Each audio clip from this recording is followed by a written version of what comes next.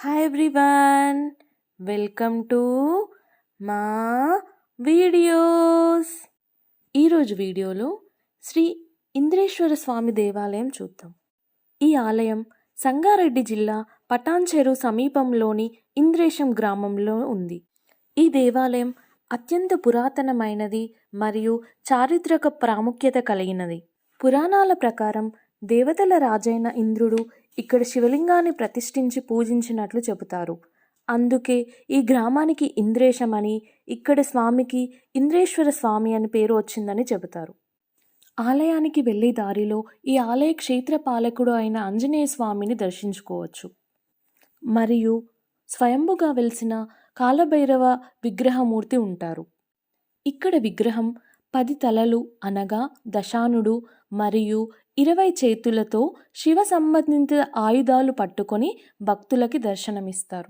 ఆలయ సమీపంలోనే వినాయకుని విగ్రహం కూడా ఉంటుంది. ఈ ఆలయం కాకతీయుల కాలంలో నిర్మించబడిందని చాలా స్థానిక కథలు చెబుతున్నాయి.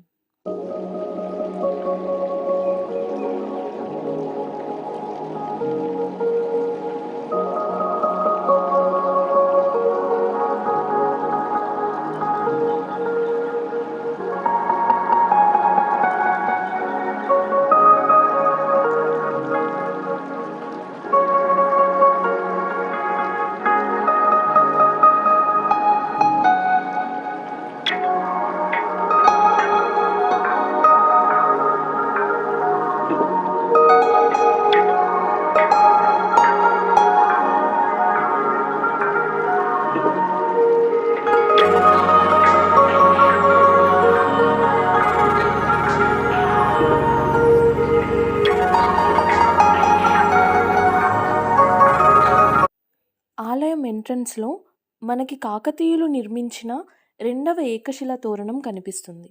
ఆలయం పక్కనే ఒక అందమైన చెరువు మరియు కొండరాలు ఉన్నాయి. ఇది చాలా ప్రశాంతమైన వాతావరణంలో ఉండడం వల్ల భక్తులకు ఆధ్యాత్మికత అనుభూతిని ఇస్తుంది.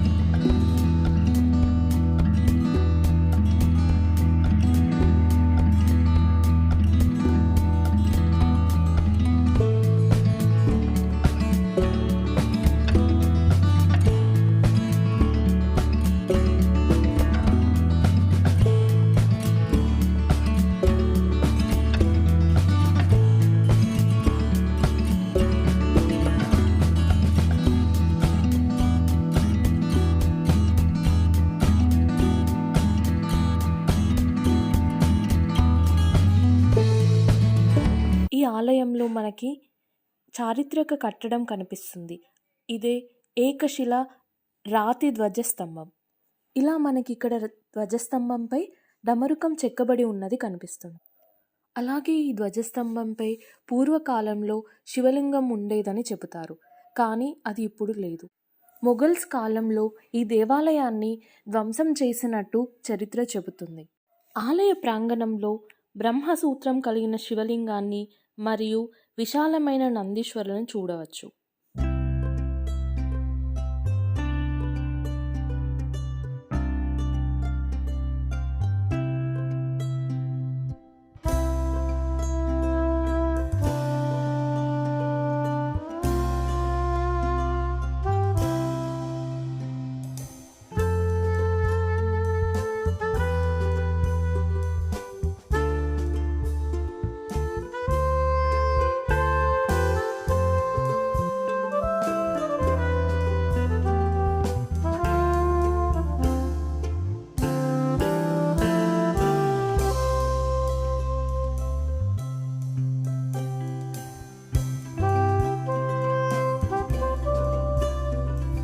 ఇక్కడ విశాలమైన స్థలం మరియు చెట్లు ఉండటం వల్ల కార్తీక మాసంలో వనభోజనాలు చేసుకోవడానికి ఇది అనువైన ప్రదేశం.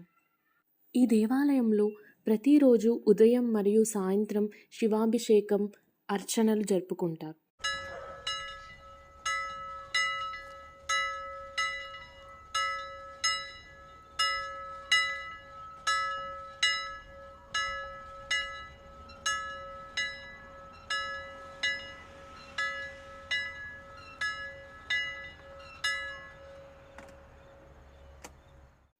గర్భగుడి మూసివేసిన బయట ఉన్న శివలింగానికి మరియు నందీశ్వరునికి భక్తులు ఎప్పుడైనా పూజలు చేసుకునే ఏర్పాటు ఉంది.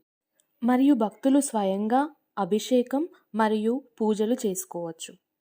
బ్రహ్మసూత్రం కలిగిన ఈ శివలింగం స్వయంభుగా వెలిసిందని చెబుతారు.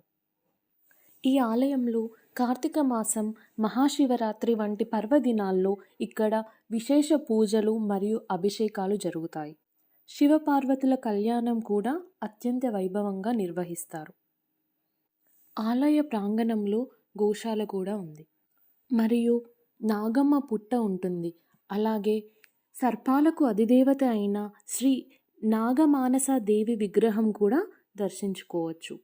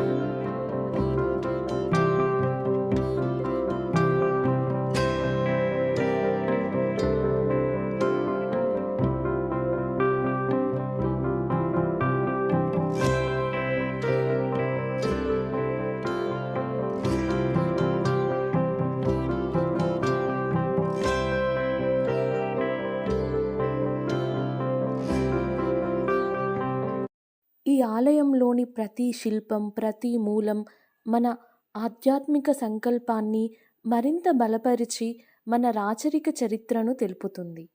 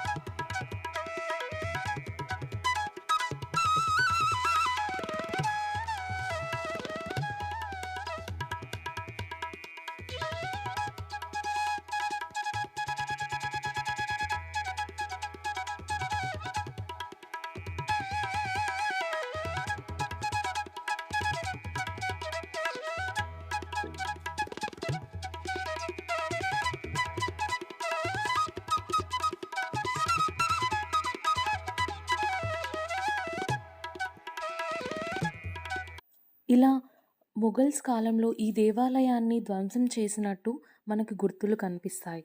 ఆలయం చుట్టూ చాలా విరిగిన నందీశ్వరులు, శివలింగాలు కనిపిస్తాయి.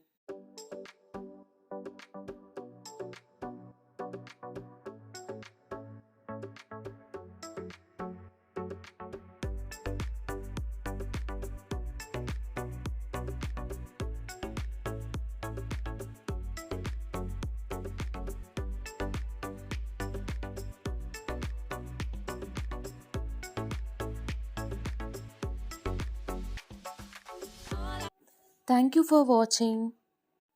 సబ్స్క్రైబ్ టు మా videos.